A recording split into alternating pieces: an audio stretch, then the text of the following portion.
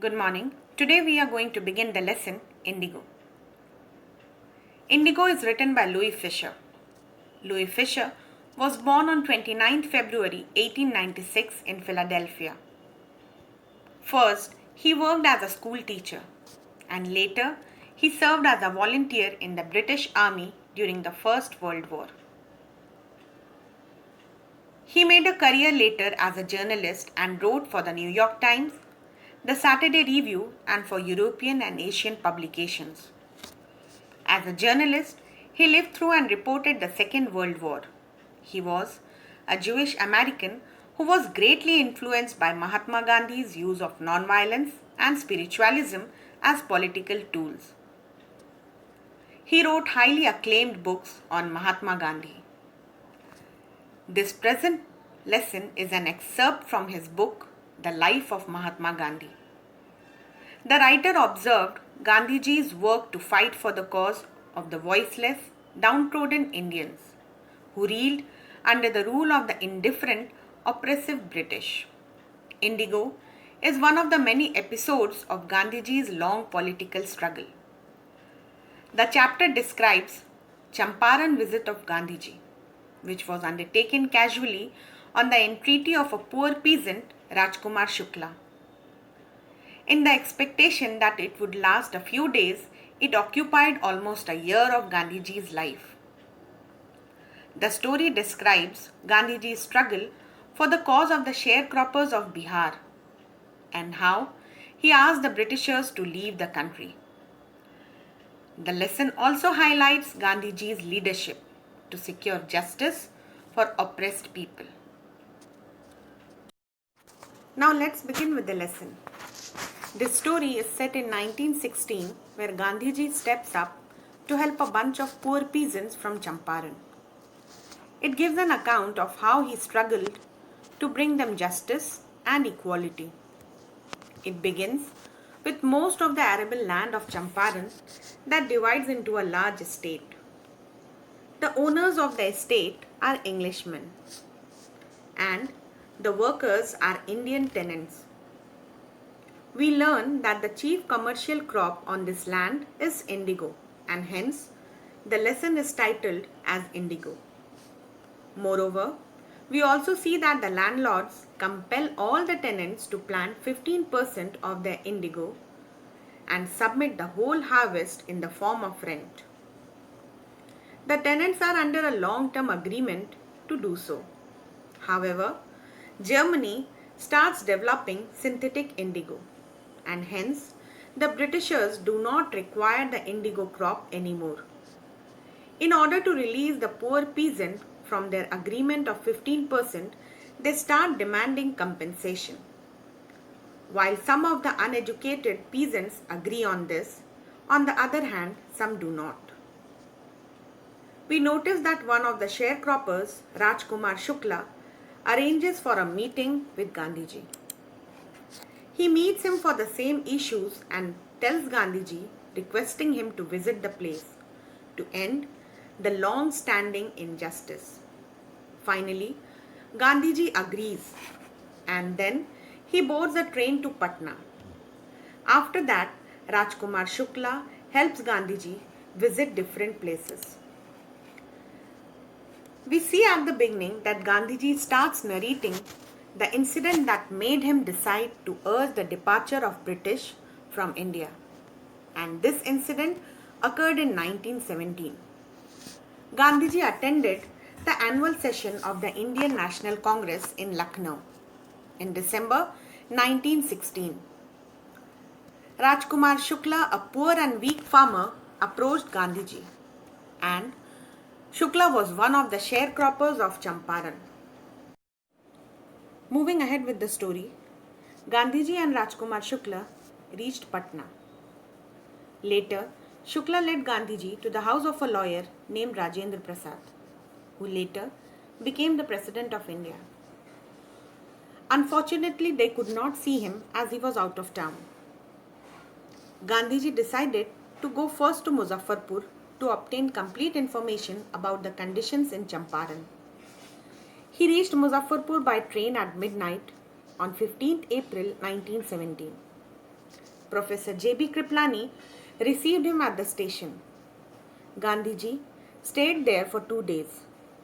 The news of Gandhi's arrival and the nature of his mission spread quickly through Muzaffarpur and also to Champaran. Sharecroppers from Champaran began arriving there. Muzaffarpur lawyers briefed Gandhiji about the court cases. Gandhiji chided the lawyers for collecting big fees from the sharecroppers. He thought that law courts were useless for the crushed and fear-stricken peasants. The real relief for them was to be free from fear. Then Gandhiji arrived in Champaran. He began by trying to get the facts from the secretary of the British Landlords Association. He was refused for the information as they considered him to be an outsider. Gandhiji said that he was not an outsider. Later, Gandhiji called on the British official commissioner of the Tirhat division. The commissioner started bullying Gandhiji and advised him to leave Tirhat. Instead of leaving the area, Gandhiji went to Motihari, the capital of Champaran. Several lawyers accompanied him. A large crowd of people greeted Gandhiji at the railway station, and it was the beginning of the liberation from the fear of British. A peasant had been maltreated in the nearby village. The next morning, Gandhiji started out on the back of an elephant. Soon, he was stopped by the police superintendents and ordered to return to town on his carriage. Gandhiji complied. The messenger drove Gandhi home. Then, he served him an official notice to quit Champaran at once. Gandhiji signed the receipt for the notice and wrote on it that he would disobey the order. Gandhiji received summons to appear in the court next day. At night, Gandhiji telegraphed Rajendra Prasad, sending him instructions to the ashram and a wired report of the viceroy. Thousands of peasants gathered around the courthouse. The officials felt powerless. The authorities wished to consult their superiors. Gandhiji protested against the delay. The magistrate announced that he would pronounce sentence after a 2-hour recess. He asked Gandhiji to furnish bail for those 120 minutes. Gandhiji refused. The judge released him without bail. The court started again after a break. The judge said he would not deliver the judgment for several days, and he allowed Gandhiji to remain at liberty. Gandhiji asked the prominent lawyers about the injustice to the sharecroppers. They consulted amongst themselves. Then, they told Gandhiji that they were ready to follow him into jail. Gandhiji then divided the group into pairs and fixed the order in which each pair was to court arrest. After several days, Gandhiji was informed by the magistrate that the case had been dropped and for the first time in modern India, civil disobedience had triumphed. This was really a turning point. Gandhiji and lawyers conducted an inquiry into the complaints of the peasants. About 10,000 peasants deposed. Documents were collected. Gandhiji was summoned by Sir Edward Gate. He met the Lieutenant Governor 4 times. An official commission of inquiry was appointed. Gandhiji remained in Champaran initially for 7 months and then came for several shorter visits. The official inquiry assembled evidence against the big planters. They agreed in principle to make refunds to the peasants. Gandhiji asked for only 50%. The representative of the planters offered to refund up to 25%, and Gandhiji agreed. Hence, the deadlock was broken, and this is a very important point of the entire lesson. Gandhiji later explained that the amount of the refund was not important, but the fact that the landlords have been forced to give some money and their prestige is a major issue. The peasant now saw that he had rights and defenders. He learned courage. Events justified Gandhi's position. Within a few years, the Britishers abandoned their estates. These now went back to the peasants and indigo sharecropping disappeared. Gandhiji wanted to do something to remove the cultural and social backwardness in Champaran villages. He appealed for teachers.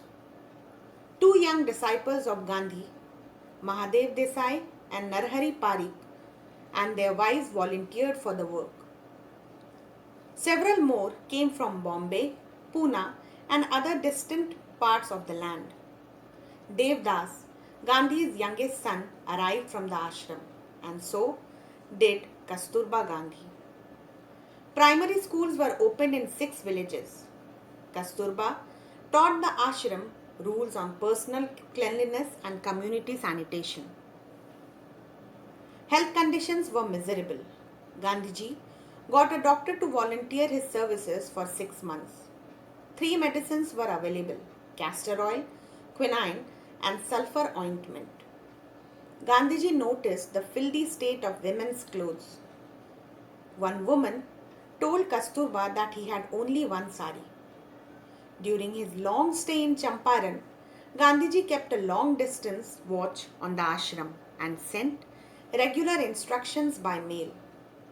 The Champaran episode was hence a turning point in Gandhiji's life. It did not begin as an act of defiance. It grew out of an attempt to lessen the sufferings of the poor peasants. Gandhiji's politics was closely connected with the practical day-to-day problems of millions. He tried to mold a new free India who could stand on its feet and thus make India free. He also taught his followers a lesson of self-reliance. Gandhi's lawyer friends thought that it would be a good idea for Charles Freer Andrews, the English pacifist, to stay in Champaran and help them. Andrews was willing if Gandhiji agreed, but Gandhiji opposed it forcefully. He said, "The cause is just, and you must rely upon yourselves to win the battle." And hence, self-reliance, Indian independence, and help to sharecroppers were all bound together. The message of this lesson is patience, perseverance, and determination. These values help one overcome all odds and adversities. And we should be very patient while managing crisis. We should always focus on solution rather than the problem. We should be self-reliant